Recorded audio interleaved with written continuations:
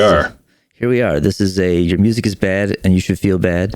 And we're going to discuss and review Mad with Powerfest 2023. I think it was Mad with Powerfest 6. 6 is my understanding. So we both attended that. It was a good time. The list of bands got changed up a bit. I think it was a Sound of Thunder in particular was a band that I had hoped to see. And I guess the one guy had a back problem, so that was a real bummer. I think they posted about it on the Facebook. Yeah. So that was probably my biggest disappointment, is that a band I had put effort into listening to beforehand was suddenly poof gone. As this is sort of Prog Power Junior in many ways, that is part of the Prog Power experience, is that there's usually a band or two that can't get a visa or something and then has to cancel, or sometimes much worse reasons. But at the very least, lots of visa issues. And so to have a last minute sub is pretty common. Although sometimes you get lucky and there's like a really good last minute sub. Right. I suppose that's possible. In fact, the Archers had mentioned that they almost had a visa issue, which would have sucked terribly. Since that was the primary thing I wanted to see on the whole goddamn thing. I would have been very upset. I assume everybody would have been very, very upset. They were clearly the biggest draw. Yes. Although I learned from Ty's announcement and then subsequent posts on Facebook that it's supposed to be like a festival of opening bands, quote unquote. Now, granted, again, Unleash the Archers, Seven Spires, and to some degree, Lords of the Trident themselves are not really. Oh, and a Wilderun, or Wilderun, as I like to call them. Yeah. Those are not. I mean, this was their biggest lineup. And those bands are definitely not, I wouldn't call them opening bands. So I don't know if that concept's going to hold up. Although maybe next year it fits that premise a little more. Well, I had certainly heard of two of those bands. Maybe one. Vintersea, I think I had heard of. And nothing else that I remember. Yeah, it was news to me. I was talking with Rich about, he knows somebody in Glyph. They seem to be like a regional supergroup. He's like, to be a supergroup, you have to be in like a bigger band. And it was like, okay, well then what do you call it when your supergroup is not that super? And he was like, that's just another band. You just in another. People are in more than one band. That's just normal. And so I was like, okay, we still need a name for that, because clearly it was intended as a supergroup, because the announcement showed the band each member was also in. Yeah, and so it's like, and it doesn't need to be derogatory. Chimera, a homunculus. I think homunculus is maybe somewhat derogatory. Chimera might be a little too metal, but I think there was also an actual band called Chimera, or at least there was at one point. Sure, I'm confident there was. Yes, the festival's going well. This is the first time I made it. 6th year, they moved up to a much bigger venue, which actually has a higher capacity than Prog Power, which they made a point of posting about how they had outsold Prog Power this year. Although, again, I think this year's lineup, I can see why. Next year, maybe good. Good for them if they do. And again, we also don't know who this final act is going to be. They made a great big point of that in the announcements and the video. Blah, blah, blah. Like I appreciate his desire to like expose people to up and coming bands, but like you got to have a couple good headliners. So like otherwise you're only going to expose them to fans of one of the other underexposed bands, and you risk which less. Is how you get 400 people at a show instead of 1,400. Yeah. So I wish them the best of luck. He's like, oh, we're the biggest now. I'm like, all right, by one metric. You are currently, until next year, the biggest.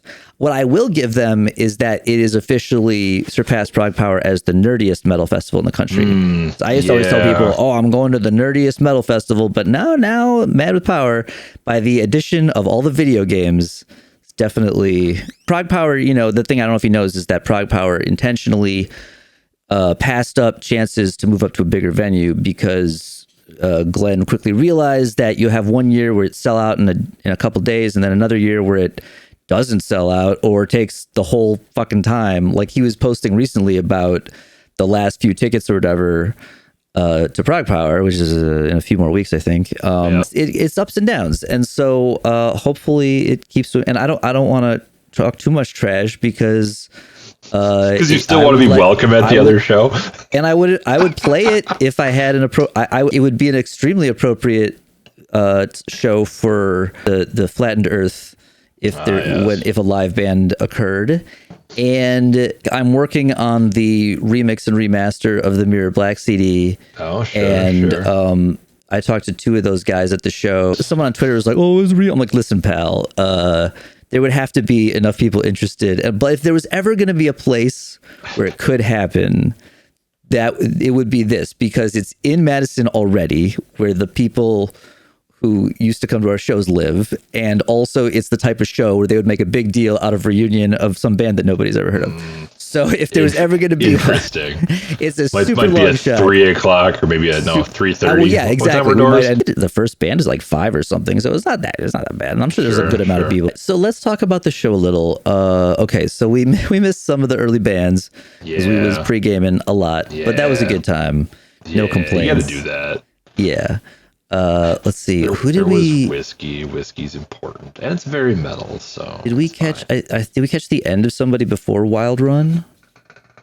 I'm not sure. I'm gonna say no, because I think Wilderun came on after the dinner break. Right, and we tried to go to dinner before the dinner break, and it was still pretty. I mean, we got in okay, but like, yeah. So we after dinner, but that's fine. So we caught. So we missed 3 bands: Shield of Wings, Greyhawk, the substitute Seeker Pearl. Were those the bands that would have been on that we missed? I did listen to a little Shield of Wings prior to the thing. They didn't seem too bad. Wouldn't have been the worst thing to see, but whatever.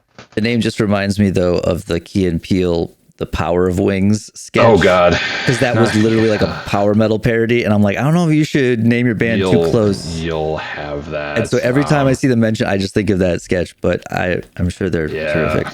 I saw that Greyhawk was one of the bands that apparently has lost a member to Cliff, or has a whatever. That maybe they're both bands. I have no freaking clue, and I don't know anything about Seeker Pearl, so that's kind of the rundown for me, at least, on the stuff we missed. Wildrun. I don't know. Yeah. I say Wildrun, and it sounds like the one pirate Running Wild. That's not the same. Not the same, but thankfully, I listened to some of their albums leading up, and I kept getting bored before I got to the stuff that I guess made sense for the fest. Now, when we got in, they were into it, and they were playing some pretty heavy stuff, and I didn't dislike it.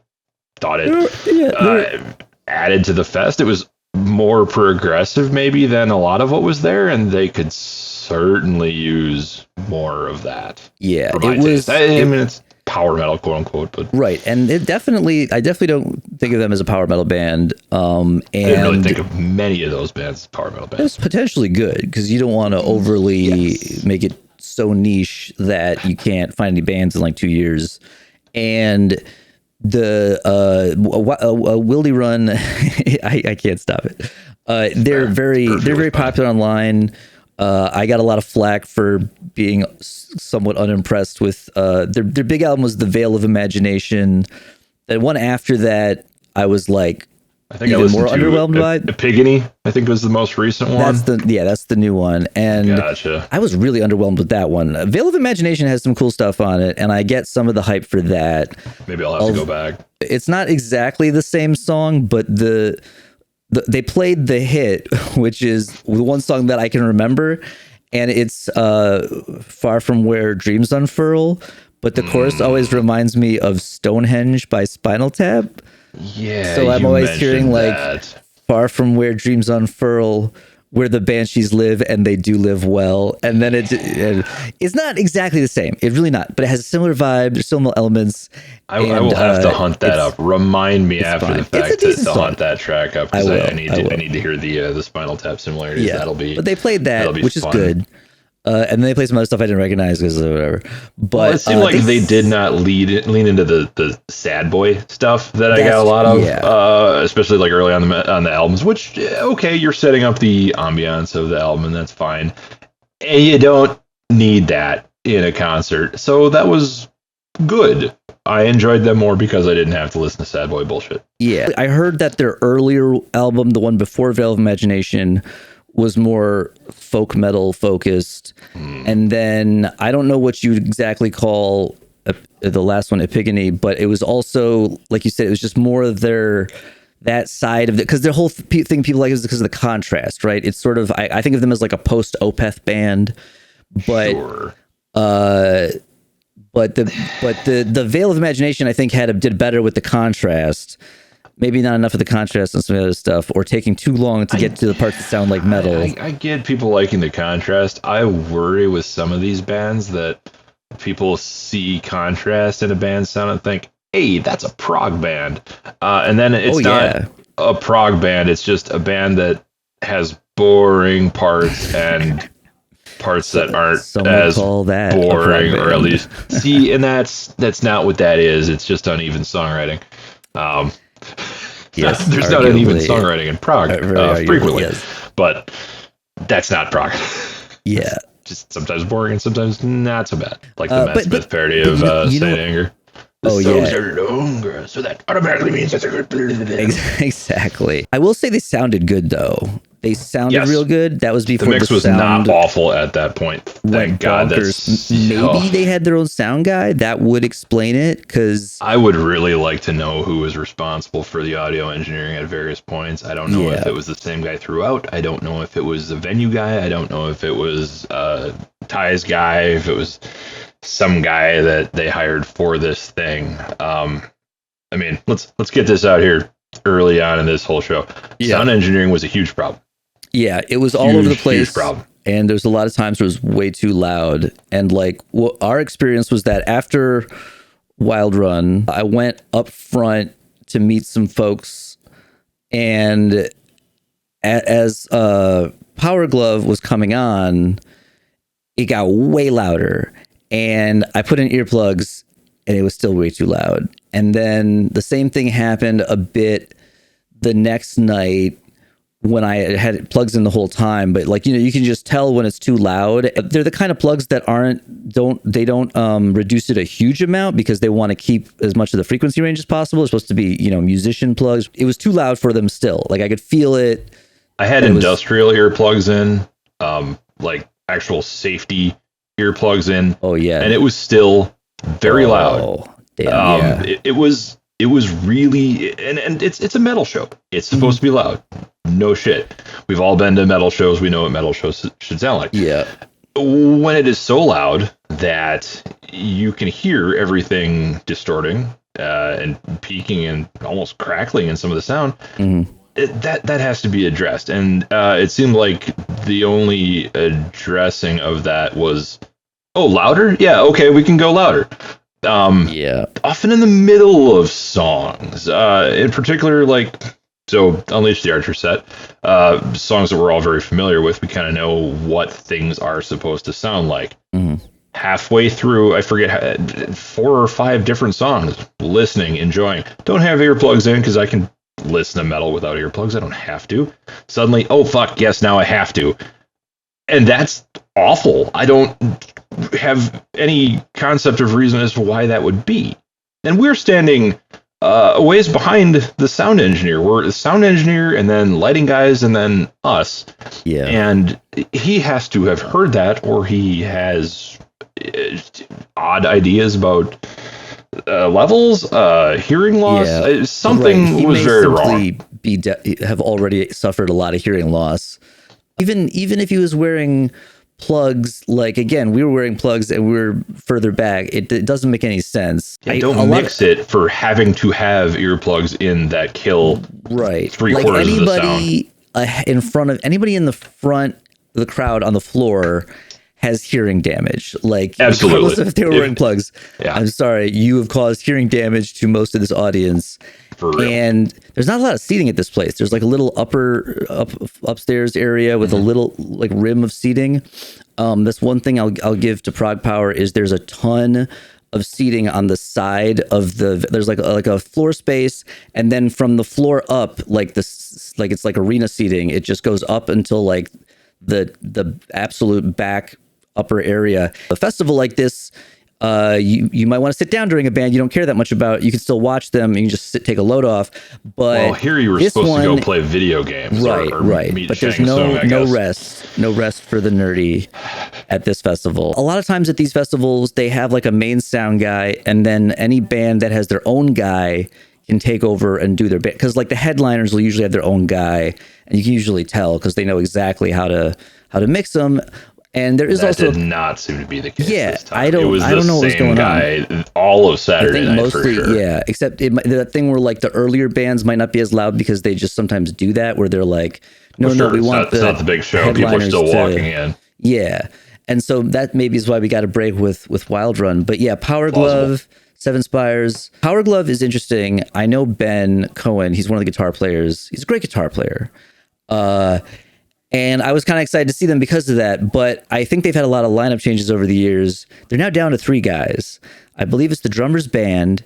He said it was also like their 20th anniversary or something, which kind of makes sense if people have just like moved on with their lives. And then the other guitar player is also known from other things. His name, or at least his stage name, is Gabriel Guardian. He's from the band Immortal Guardian. And his signature thing is playing guitar and keyboard at the same time, one hand on each. And so clearly, like, the drummer is keeping this thing alive and has like, and there's no bass player. I don't know. It's not great to just have like 3 guys for that kind of thing. It was super fucking loud, which was not helpful.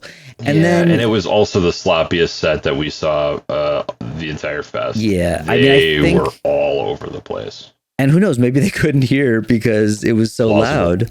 Again, very plausible. And also, like, I realized, like, some of their material, like, the premise is, I think they're one of the first successful metal band that plays video game music, which is interesting because there's a band next year called Lame Genie, and it was like, oh, another one. I think they were the first one in 20 years, but they did Under the Sea from The Little Mermaid. It was not at all video game related, just nostalgia. At this point, you're just doing nostalgia. Oh, there was probably a Little Mermaid game. There was a Lion King game. Yeah, but it wasn't like what it was from. Like, they could have used footage from the game if that was the case to try to, but I don't think they did. Oh, God, no. The licensing alone, you can't do that. They did the Super Mario theme, and like it's known for being jazzy, and it's like they took all the jazz right out. Just no jazz. Yes, absolutely. Let's play it real fast. There's no room for jazz. No bounce. So that was a little disappointing, but Ben's getting paid, I hope. So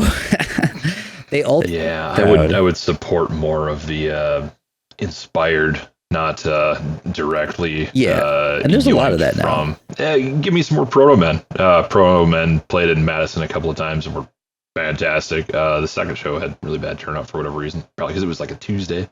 Oh yeah, you don't do shows late on a Tuesday. I don't know, but if you're gonna do all this video game stuff, they would almost fit in a show like this. They're not metal, they're rock, but boy, howdy, would I like to see a band like that on a fest like this if they're gonna really lean on the video games and nerdy stuff. Which that would be cool. I would very much support that. I don't want to dilute the theme, but yeah. But again, I think it's good to be flexible. Like that was the thing about Prog Power is that the prog lets you pretty much slide anything in as long as it's not.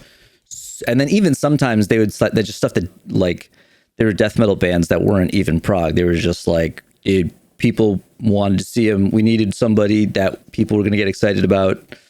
And so I think this year, at least with Wilderun and stuff, shows that they can like stretch it a little, which is good. But I don't know if maybe it's just me, and sometimes I'm a genre asshole, but we all are. Power metal bands this year, Archers, obviously. Lords of Trident, yes, okay.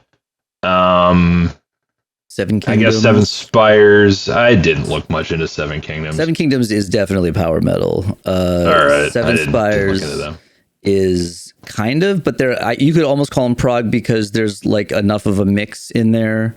Like they do some of the more like, the vocals couldn't do like death and black metal inspired stuff, and then they'll do just like a blast beat or whatever, maybe some trem picking.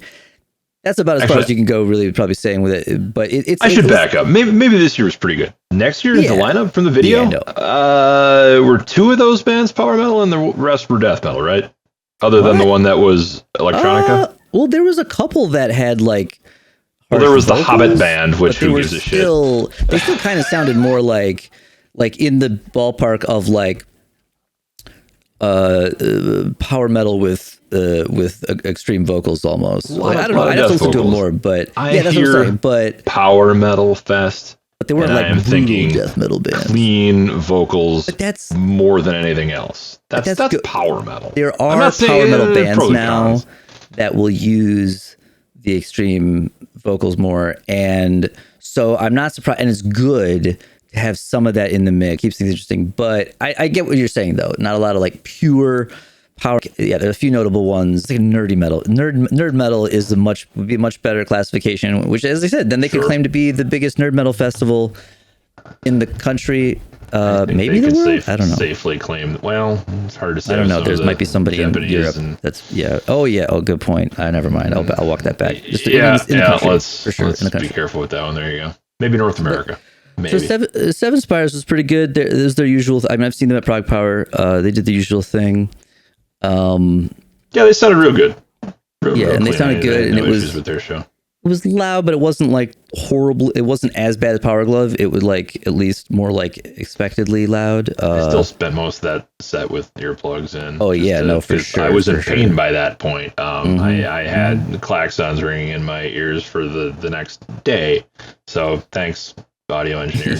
Curious about what the hell's going on, and like I wanted to, like I made the nice post about like it was cool and everything, but now I was like, I'm gonna wait a few days and then make another post. I'm like, but the sound, what was going on? Please fix that for next year so that I don't lose any more hearing. Well, had you ever been to a fest before where various people kept walking up and trying to, I guess, critique the engineer in the middle of the show? Usually yelling at the lighting guys because I think there was a lot of confusion as to who was who. But I think there was one right in the middle of the Archer's set where the guy, where there's a quiet moment, he screamed something essentially at the lighting guys, and it didn't do anything the wrong guys, good. And it didn't help. But I've never seen that at a show where somebody literally came up and screamed something. I was like, "Ooh, okay, he's right." We didn't catch Of Romulus or Grave Shadow. High Spirits was interesting. So this band, nice way of saying it. They're from Chicago. And he's like, I'm Chris, and these are my friends, and we play rock and roll. And I was like, that's not a great start. And two of the guys had black and white guitars with like a diagonal between them, which I think is like a thing, or like maybe that's a diagonal, but like I think that's a Scorpions thing. I could be wrong. And at least one of the guys in Scorpions has a black and white guitar. And so I'm like, is this a Scorpions thing? And it kind of was. Like that's basically. Let's be clear. It's not just the two of them had black and white guitars. It's that two of them had matching guitars, and then the bassist also had a black and white bass. Yes. Not quite matching, very similar. They all had white jeans on. I was like, the Chicago H&M is sold out of white jeans because these guys, and they were pristine. Like they must have backups because like you can't just like clearly. Yeah, so they're just like, again, H&M in Chicago, don't go looking for white jeans. These guys got them all. They were. I wouldn't say they were like bad, but it was just like it was rock and roll, and like it was. I feel like the best possible description was they're big fans of the Scorpions, but they're American. You know, they're not quality East German metal from the 80s. Well, certainly the vocals were not Klaus because Klaus, but also and that's what's weird. They were American, quality. But they did have like some of the like same lyric cliches and stuff. Like what was about like being reckless or restless, and like something. One song was like "Tonight's the Night," or like I don't know. But they weren't great lyrics, but they were just like they had the cliches from the 80s rock songs in there, and it was like, okay, I think I get what you're trying to do. I think I get where. I mean, again, maybe they were just like, we need another band that technically fits this show, and these guys are from Chicago, and they could get off work. Like they also all looked like maybe not all, but like the singer definitely looked like he could hold down a job. And well, the bassist looks like he might have idolized Phil from Def Leppard. Like, that's right. He looked like Phil. Like really trying to lean into that. But that at least looks like you're in a band. But you're a bassist. Maybe cool it. But I will say they, for comparing to, because I tried to listen to some of their stuff before the show, and I got really, really bored with it. They the production wasn't great, and the songs are not super exciting, but it sounded very good. The singer, I would say, almost sounded better live, which flies in the face of all my crying about the audio engineering. But I don't know. Maybe I think they haven't had an album released in like 10 years, so maybe he just got to be a better singer at some point there. Which kudos to that guy. I'll give him that. He sounded good. That would make sense because, like, again, they were an earlier band. They were before the dinner break, so they were probably getting the like opener, like toned down llevels, which actually were like the correct levels. And so they actually sounded good. And the singer was pretty decent. And so like I that's true. No complaints about that. Surprised me. He's not Klaus, but he did a good job and he sounded pretty good. Seven Kingdoms. I will say, okay, I have a nice thing to say about Seven Kingdoms. So over the years, I have had less than nice things to say about Seven Kingdoms. Oh, good. They've gotten better, you know, like they're one of those bands. They sounded pretty good. Along with Lords of the Trident and some others that have like noticeable improvement. The singer has gotten much better. I saw them open for Evergrey once. It was rough. It's all right. It's they've been around a while. Like the first time I heard them, they got played in between sets over the PA at Prague Power because because the guitar player Camden, who also plays comparison guitars, which is cool. Actually, they both do now. He was on the crew at Prague Power, I think, and so like they had an in, and they played Prague Power, and they got played on the PA like our new song from Seven Kingdoms, and like who, and they're as their name may imply, they were initially a Game of Thrones themed band. Now they have expanded beyond that, but they are still called Seven Kingdoms. And so their last album that I remember, or maybe it was an EP, they did kind of a somewhat similar thing to, I mean, I think they did it more blatantly than Unleash the Archers did, where it kind of had this 80s more pop metal approach to the writing, and it's like a little less power metal, a little more like, or like if power metal was in the 80s and was pop, which is, again, doesn't make sense because power metal basically comes from Europe where the 80s never died, but after the 80s mostly, or the very end of the 80s. And so they're like, well, let's just put it all back together.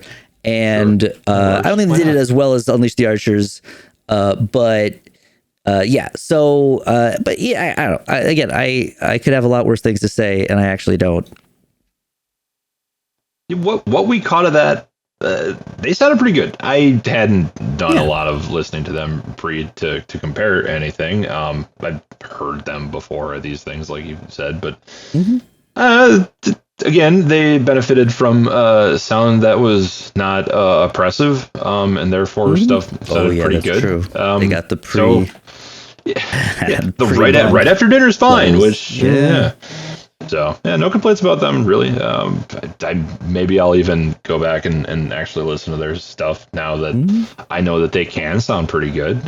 That's cool if a live show can get a person to go back. Oh, okay, maybe I will listen to these records. I guess that's what you want to happen from one of these kinds of things, especially if you're talking about developing smaller acts. You want people to go back. Oh, yeah, I will listen again. So good for them. More kudos. Right on. They've definitely played before. They're tight with Lords of the Trident. Like they've shared streams and whatnot. Were they part of the whole hilarious quasi scandal thing that everyone makes jokes about? I forget how that shook out. It was stupid and I didn't pay attention to it.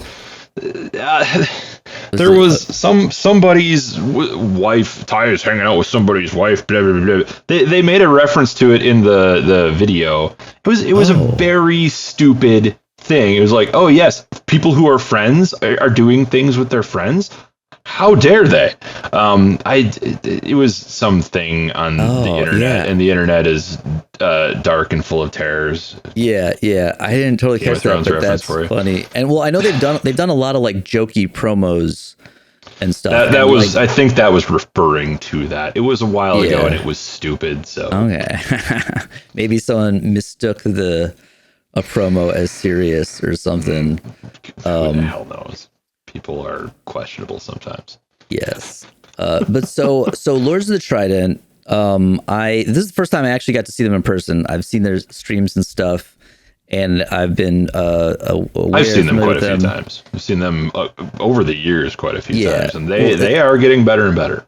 Absolutely. And they started after I left Madison, or like they started kind of playing around and stuff after I left Madison. But also they've gone through a lot of lineup changes, and they've landed on a really solid lineup. And in no small part, I think, like we said, they've gotten better. Ty has astronomically grown as a singer, I would say. Like I really absolutely continued significant development of his voice. Major development. He sounds fantastic. Gotten really tight. Yep. And the addition of Brian Koenig or Koenig, I'm not sure how he pronounces it. I think it's Koenig. But... I think so. Okay, good. I'll just edit it so I just say Koenig. Perfect.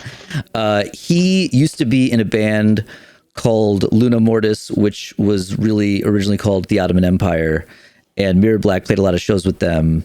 And yeah, well, I mean, but like it was he wrote all the stuff in that band, which is why as soon as he joined, I knew, I was like, oh, this is gonna make a difference, because early Lords of the Trident was pretty straightforward. It was like pretty much I would say like Dio.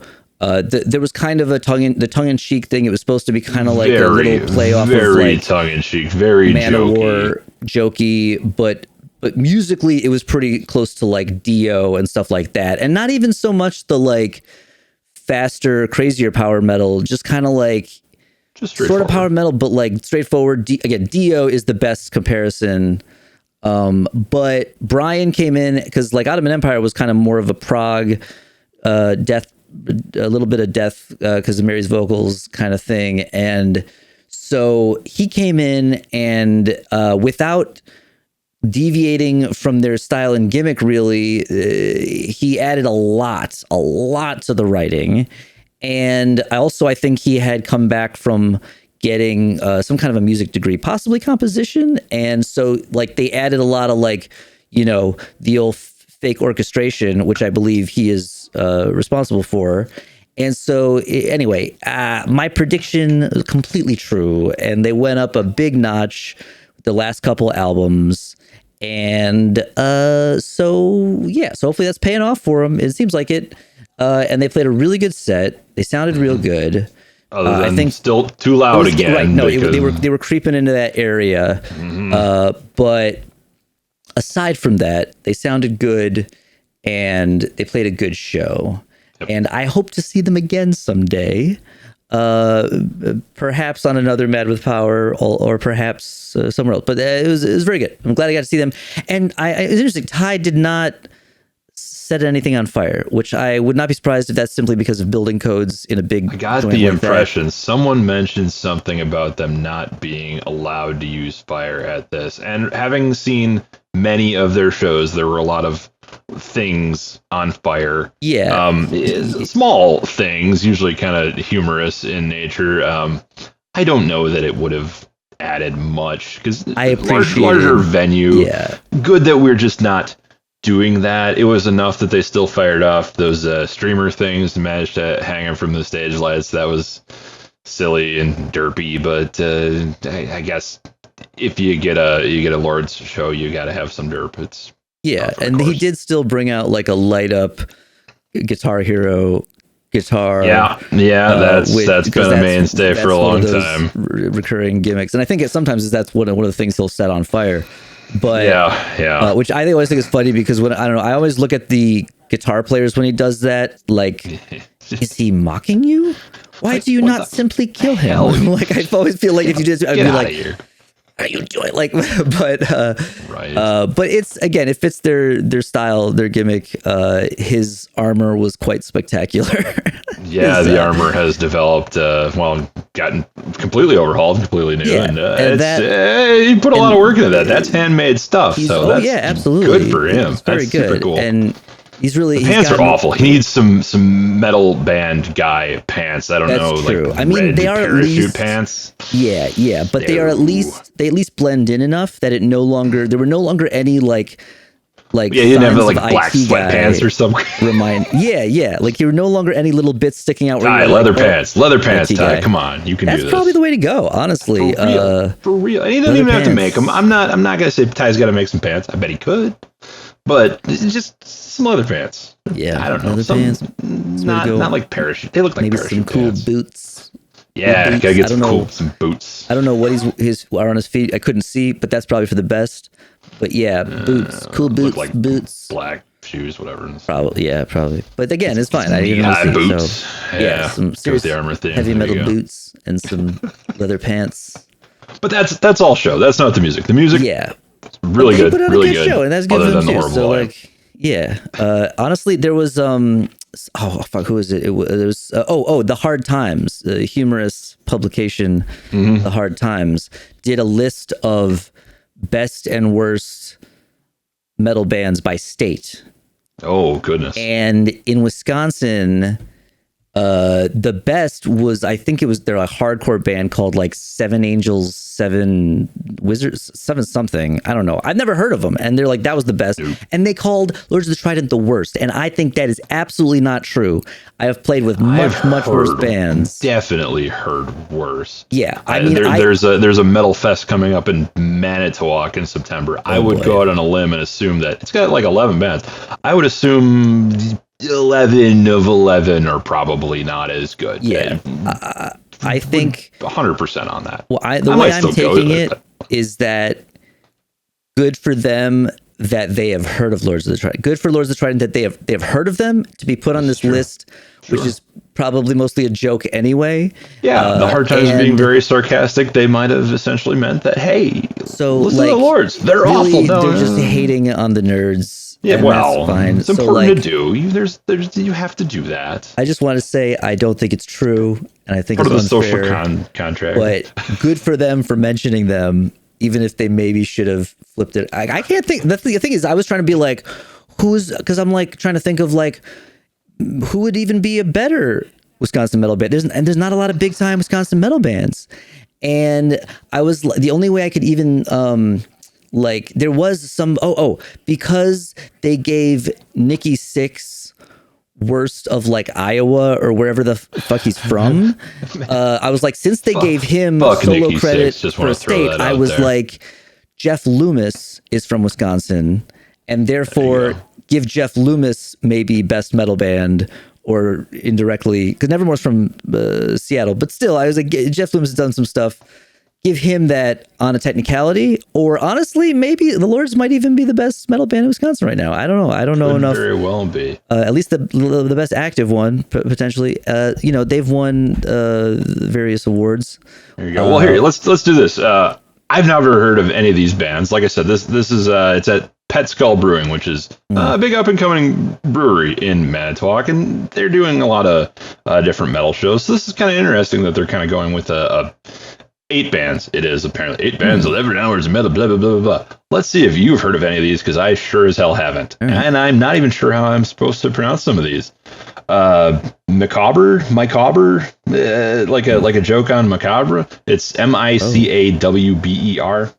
Who the hell knows? Oh, okay. Yeah. Toxic Ruin, Read My Scars, Bottom Shelf, another 7 band, 7 Cities Dead, Doug Goff Rockers with a Z. Wow. Ghidorah. And I'm not sure how we're pronouncing this one either. I'm going to say it's Isern, Isaern. Never heard of any of these bands. Nope. Don't know if they're good. Gonna assume the Lords are better. Yeah, I'd say there's good odds on that. So I think it's just genreism. They're judging them for being a silly, nerdy power metal band, and that is also their strength. So that's the appeal. So they did the. We'll talk about the announcement video after, but finally, Unleash the Archers. I think I've seen them at Prague Power. But, I had not seen them yet. But this was, I don't know if they did as big of a slot at Prague Power, because they played a whole big long headlining set, and I mean, I've had my nitpicks with them in the past, but they also have gotten much better, and their last couple of albums were pretty solid. And they did the one that sort of nails all the bigger power metal tropes, and then the more recent one, they did a little bit of that sort of streamlined 80s kind of hooks kind of thing. But not overly so, not to the point where it doesn't still sound like a power metal band, you know? I thought Unleash the Archers were great. Once again, outside of the volume being stupid and getting extremely loud halfway through songs, definitely. Which I'm so angry at that guy. But it sounded like it was their first show in something like 18 months. Brittany had been out of commission because she had a kid, and that kind of kicks the hell out of you. So the fact that they sound like got in late because customs stupidity, and for show and however long, she sounded amazing. Everything was tight from what I could see on the band. There were little ticks here and there. It sounded like she was having too much fun. She was laughing through some of the songs, and I blame Ty, that bastard. And he came out and they. He did, and we forgot to mention his guest spot on Seven Spires as well, subbing in for Khan's vocals, which. Oh, is that what he was doing? That is what he was doing. I didn't recognize the song. I'd listened to it one time, and frankly, I was annoyed because they just gave Khan like one verse, a very small part, one solo verse, and a little bit of 9.5 minute song. Like, yep. You're gonna have Khan. He's gonna sing one line and some backup. And not even like maybe there was a harmony he did, but I couldn't tell. Like it wasn't even. I listened to it a couple of times. Because I was going to say, even if you were going to be like, well, that's what Camelot did with their female guests, but usually they at least were like harmonizing on the chorus, and you could tell they were still there. Mm-hmm. And so I was like, and they had more interesting vocal parts. Khan did not get a very interesting vocal part in that song. Yeah, and considering it's Khan, that's horseshit. That is exactly. Maybe he was tired that day. It's not right. No, it's not right at all. But and Ty guest vocal in both cases. I don't know. I guess he was all right. I can't. I'm not sure who sang the male part in the song you're talking about from Unleash the Archers. If it was Grant or someone else. I was actually just listening to it today. Kind of almost making sure it wasn't like Ty. Yeah, I think Ty also did. Correct me if I'm wrong. I think he also with there was a Seven Spires song that he covered as part of his like power. Power converter. That's the. He would cover other power metal band songs, and I remember because he did a whole video for this one where he put on that red coat. And it's one from their like nautical album, the one that has ships on it, and it's honestly, I think it's maybe, in my opinion, their weakest because it sounds the most straightforward power metal. Well, and everyone needs to cool it with the pirate shit. Let's just all. Unless you're a yacht metal band, and then but it was not. But I think he came out for that song and actually did like a lot of it. With her because he had the coat on, and I'm like, oh, he wore that in the video, and so on that song I was like, whatever, cool. And then he sounded fine on there. He did a good job. It was like if part of why really obvious vocals that don't sound quite like true. What you're expecting to hear. So it breaks the immersion. Call it that. Yeah, let's call it that. So not that he did a bad job, just didn't maybe sound like I wanted it to sound. Yeah, and if he was doing Khan, it definitely didn't sound like Khan. And that's not going to happen. But that's fine. Yeah. Yeah. But other than that, the Archers, oh my God, they played Northwest Passage. And I sure sounded like the crowd were in on why that's awesome. We're close enough to Canada. There's a lot of cultural overlap. I didn't know if they were going to do that, but I was very, very, very excited to hear that. That was awesome. I need to see them again. Hopefully I will get a chance to. Nice. Don't know if they'll be doing more things around this area. As far as I know, not going to be immediately again at the next Med with Power, which is a bummer. Yeah. incredible I believe headliner. they're also playing Prog Power this year. So if you had done the double duty, you could catch them twice. Which I kind of wish. No, that's true. But like, it's 100 in Wisconsin today. I don't know that I need to go to Georgia and that's true. Feel whatever the hell that's going to be. It's nasty. But the upside horrible. is you rarely have to go anywhere other than walk between the hotel and the venue, and then it's very well air conditioned usually. Perhaps.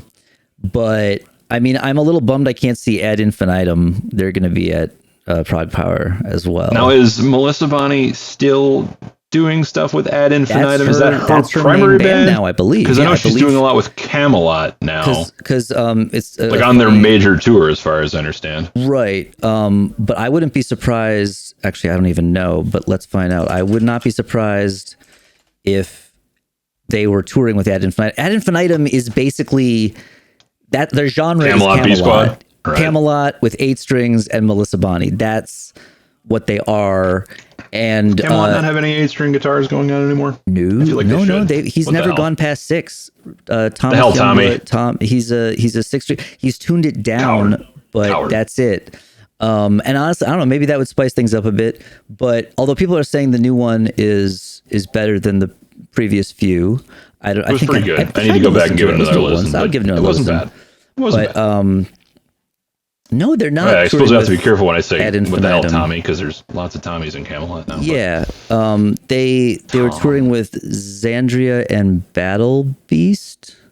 Yeah, so not Ad Infinitum, which is a shame. They should like those are both Napalm Records bands. They are. Yeah, but I think so is Ad Infinitum, maybe. And so they should tour with them.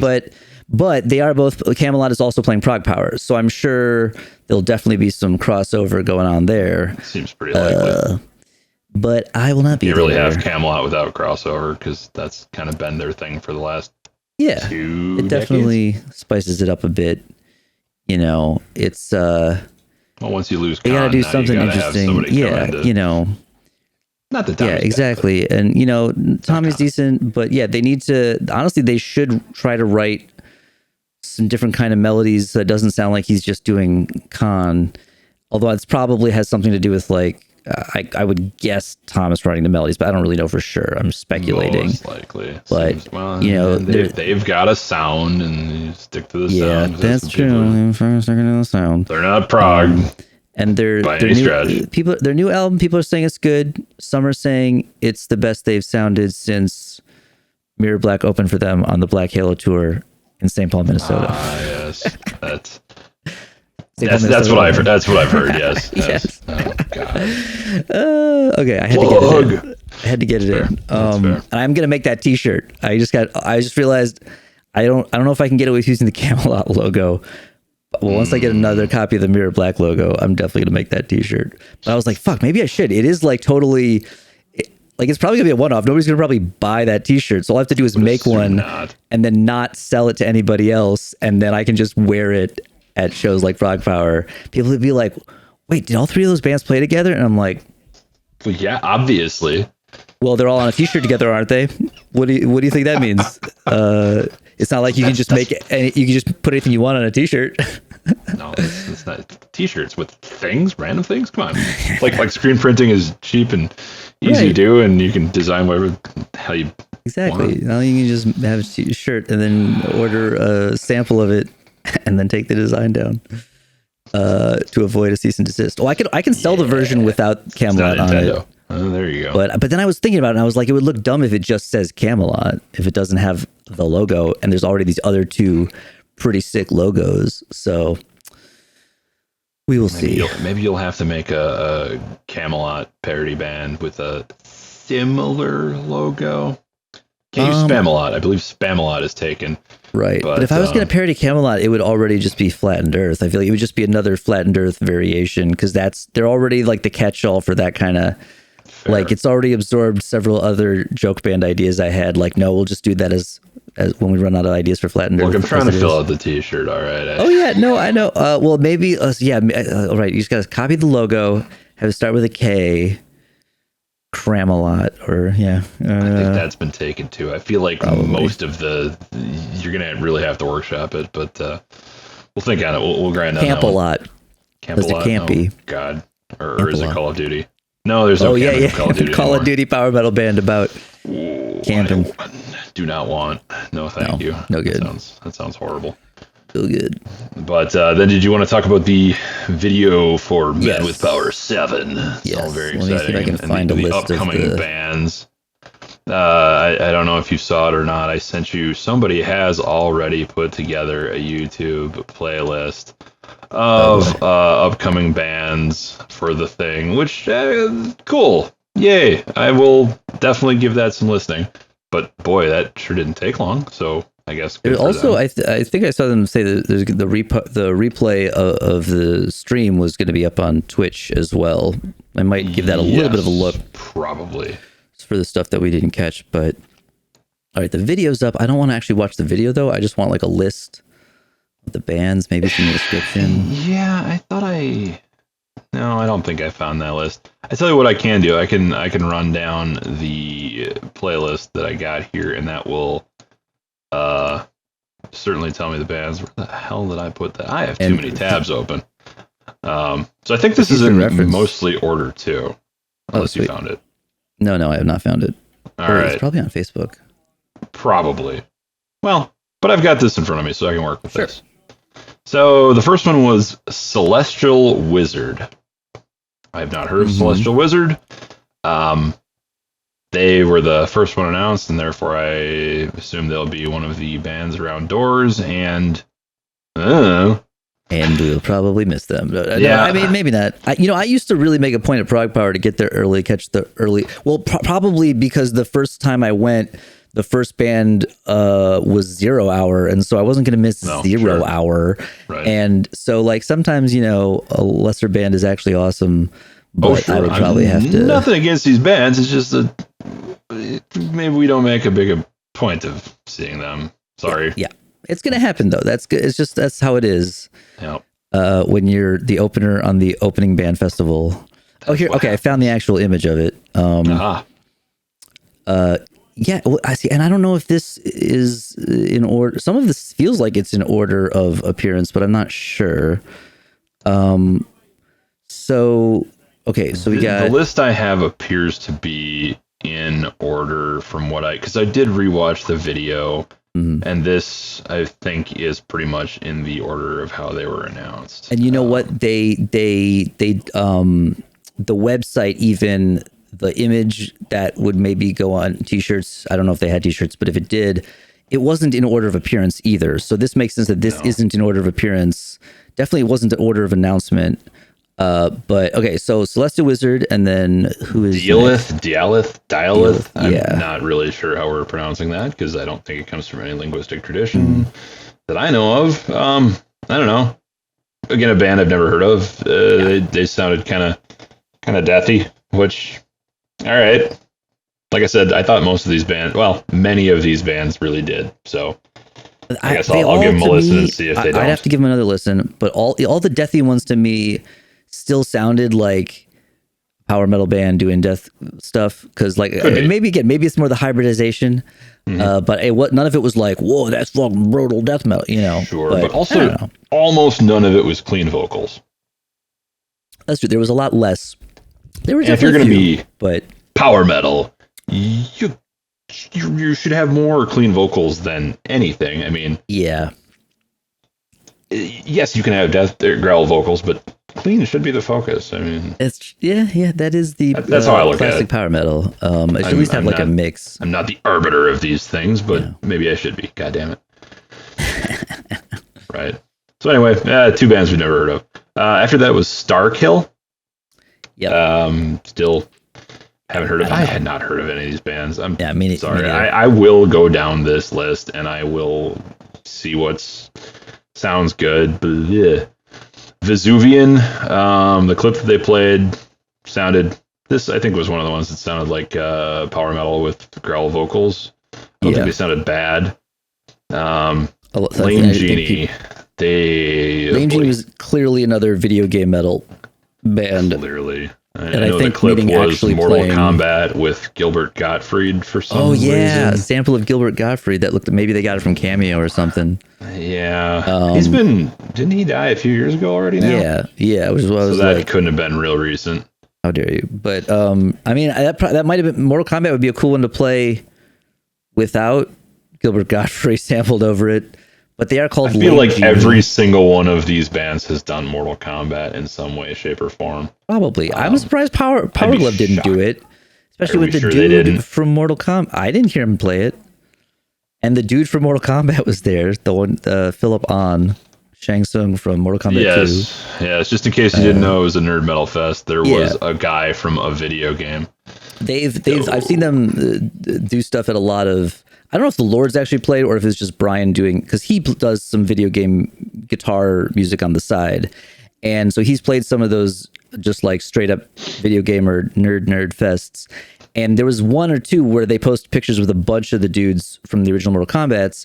And so I assume at one of those, they were just like, you want to come to our thing? And the one guy said yes. That's why they were like, and also Philip Ahn. Shang Tsung from Mortal Kombat 2. Okay, why is he here? Why not? Why not? Because there's video games and stuff. Whatever.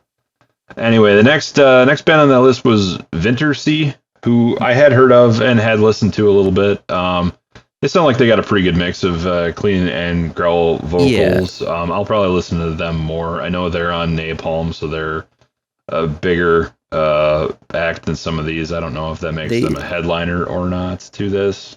Which is interesting because on this little like poster image, they're like at the very bottom, which seems weird. But again, I don't think this it is partially in order because Fellowship is at the top. Lords of the Trident is second to the top. So I don't know if this is supposed to be in order or not. It's very confusing.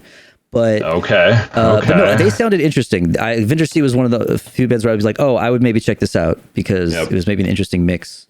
Well, and I've seen them a bunch on YouTube, but again, Napalm does a good job of promoting its stuff on the internet, so that is true. Cannot fault them there. It's not their fault that all their bands sound the same, but well, maybe it is. I don't know. It doesn't matter. After that was Oceans of Slumber, which the people at the venue sounded very excited. They have played Prog Power, I think, a couple times. Okay. They are fairly well established. It's sort of. They have a singer who is like not exactly a typical power metal style, but is a good singer, and so that's kind of interesting. I think they're maybe a little gothy kind of because it's maybe a little doomy. Okay. But they're supposed to be. I never got into them, but they've played Prog. I think I've missed them at Prog Power. Possibly more than once, like, oh, I'll check them out. And I just didn't get around to it. I went to dinner or something. But they're very well established. They're, at least as far as the Prog Power crossovers go, they're well established and a very good potential, like, in order to establish themselves as Prog Power Junior, so that when Prog Power ends, they can, like, take up the mantle or whatever. It's not a bad get. All right. After that, I have Magic Sword. Now, this sounded more like dark wave than metal from the clip that they played, and it sounds like they've done some of this kinds of stuff for some like major soundtrack from like movies and stuff. There's something about Thor Ragnarok, and I forget what the other one was. That's right, Miami Vice or something, I forget. But as a person who listens to synthwave, I will certainly give them a listen. I do like some of the darker synthwave, like Perturbator. And I guess to a lesser extent Gunship, but they are so for their Wikipedia, Magic Sword are an American electronic trio from Boise, Idaho. They are known for wearing cloaks and masks during their performances. So they're nerds. They fit in there. Yes. And they do nerdy. Yeah, that's very interesting. I know that it reminds me of like the other one I know that Ty likes is the Midnight. The Midnight is fantastic, and I am going to not be able to see them at the Sylvie. They are going to be end of September, and my schedule got jacked up, which pisses me off because I want to see them. But yes, so this is actually it seems like maybe it's a good size get for the festival because could very well be. Seems like an interesting band. That's one of the ones I would definitely want to see. Nice. Yeah, and I'll be giving them a good listen. It's different, and it's not just a mediocre metal band. No offense to the other bands. Well, I'm not saying which ones are mediocre, but speaking of mediocre sounding things, after that was Fellowship. Wait! But Fellowship was like the big headliner, though. Sure, and that's cute, but they sure did look like Hobbit metal to me. Yes. They are. It was their U.S. debut.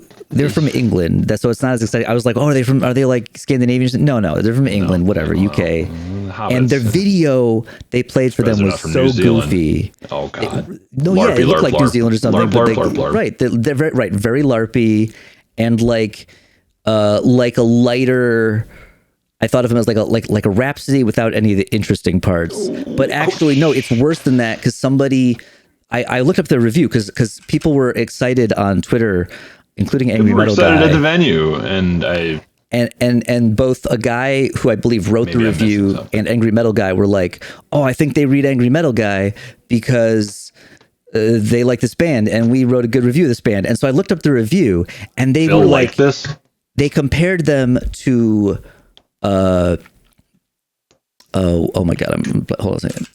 Metal Guy, Fellowship. I cannot imagine that Phil liked a Hobbit metal band. That sounds odd to me. No, he didn't write the review, but he was the one who was like, I think they read our reviews. Eldritch Elitist did, and he is, I believe, on Twitter and posted about them. And Eldritch Elitist. This is the ideal comparison is Twilight. I'll read from the review. Not as overbearingly bombastic as Twilight Force, or as relentlessly fast as Dragon Force. So they're boring. Both Force bands. Fellowship borrows the prime elements from both bands to strike a precise balance of wonder and excess. Right. So in other words, watered down versions of bands that are precisely popular because of the extremity of those elements, which is exactly what they sounded like. And there's, oh man, the video, there's the thumbnail for the video is the dude like posing, which was the part of the video where I was like, what are you guys doing? They concern me. I am not sure that's. Boy, howdy, I hope. Fuck. The Saberlight Chronicles. Look, I'll listen. Okay, I will listen. Oh no, but I feel like I want to review this. I feel like I want to listen to this whole album and then like podcast about it because I feel like and maybe watch the videos. And also this thing for future reference, although it may not be as save that for a weekend so I can drink because I think that's going to require that would be alcohol. good. No, that'd be good to drink it and then review it. Ooh. But this for future reference, this thing does have screen sharing, so we could always just watch the video and shit and be like react. The kids react. Seniors react. Are we senior? We might be senior. We're not senior. We're elder millennials, which makes us sound like seniors. Sure, so I wish people would stop saying that. Oh God, yes. Idge Bowl. And then I don't know if we mentioned, I believe the only other band is Glyph, which we kind of talked about at the beginning because they appear to be. Yeah, Glyph wasn't on this list, which is surprising because they handed out CDs at the thing. Yeah, well, I think they're new. I have one right. Oh, look, Glyph. It's got like, I don't know, some like 3 tracks or something on it. I don't know if I have a thing to put physical media in. Yeah, right. Oh God, that's maybe I don't need a elder millennial. Yeah, they're handing out 1 billion of them. I figured I'd grab one. I honestly thought I had something to put discs in, but you have an Xbox. You could play it in your Xbox. Yes, I do. Yes, I do. I think I was thinking a PC ago because my old one did have a disc tray in it, but my current laptop, my current PC sure don't. The Metal Archives is showing me a very clearly not a black metal band called Glyph, which is definitely not that band. No, I'm going to go on a limb and assume that there's nothing and I'm going to say from searching for them that this band has awful SEO, awful search engine optimization. 10-4, yeah. This is a video game. Wikipedia of what the word glyph means. Glyphmetal.com. Facebook.com/glyphmetal. Glyphmetal. They clearly Glyph has been used so much so they had to throw metal into definitely because even band there are other bands. Yeah. Oh yeah. And again, they're not at all on the first page of Google. And granted, they're kind of new. Yeah, like they it looks like they have maybe 3 songs. August 25th, they have maybe a video coming. But okay, here we go. Each member of this band was announced with a reference to the other band they were in. And all of those bands were openers at the Opener Fest. Yes, exactly. And so, although their bios on the website do not seem to list it, they list the lore, because instead they have lore. They're from a place called Valaria, and they have backs. Oh no, is this like their RPG game? Is this like the Rhapsody albums where it sounded like they took their D&D like game and made a album about it? Why do I feel like this is just some dudes from Indiana or some shit? Almost certainly. Well, actually, I think they're from the Northwest, but I could be wrong. But Jesus, that's my God, that's fine. bad. I refuse to look up anything beyond what I have, so I just don't need it. Members of Gatekeeper, Greyhawk, Hjelvik, and Ravenous EH. Those are the bands they're in. Greyhawk, I believe, was playing this year. Yes. Which may be why the one guy was there handing out their CDs. Yeah. Who's definitely. So, yeah. Well, I think we covered it. Mad with Power 6, the podcast review from some guys. Some guys that are not closely related to it, but we're at it.